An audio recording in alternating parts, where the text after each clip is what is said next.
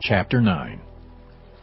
Jesus stepped into a boat, crossed over, and came to his own town.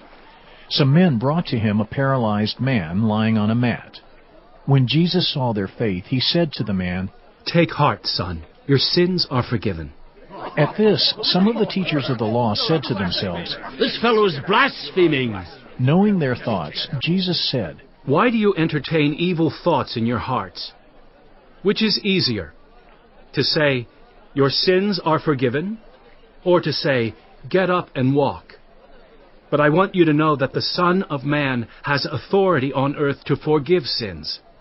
So he said to the paralyzed man, "Get up, take your mat, and go home."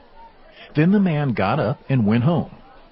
When the crowd saw this, they were filled with awe, and they praised God, who had given such authority to man. As Jesus went on from there, he saw a man named Matthew sitting at the tax collector's booth. "Follow me," he told him.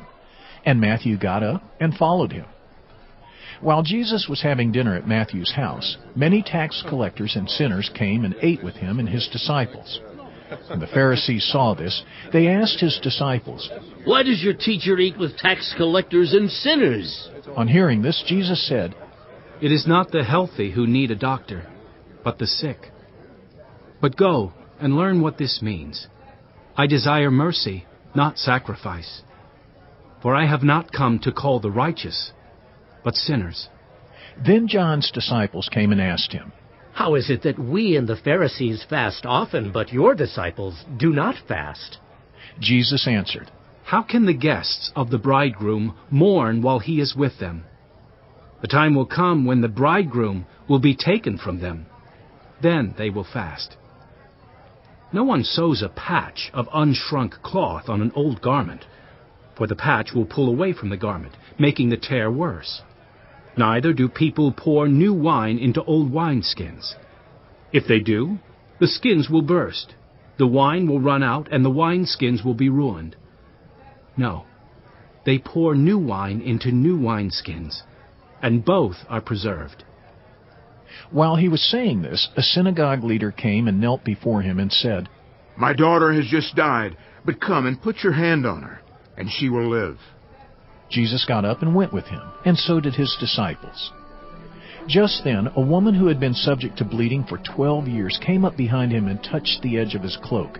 She said to herself, "If I only touch his cloak, I will be healed." Jesus turned and saw her. "Take heart, daughter," he said. "Your faith has healed you." And the woman was healed at that moment. When Jesus entered the synagogue leader's house and saw the noisy crowd and people playing pipes, he said, "Go away. The girl is not dead, but asleep." But they laughed at him. After the crowd had been put outside, he went in and took the girl by the hand, and she got up. News of this spread through all that region. As Jesus went on from there, 2 blind men followed him, calling out, "Have mercy on us, Son of David!" When he had gone indoors, the blind men came to him, and he asked them, "Do you believe that I am able to do this?" "Yes, Lord," they replied.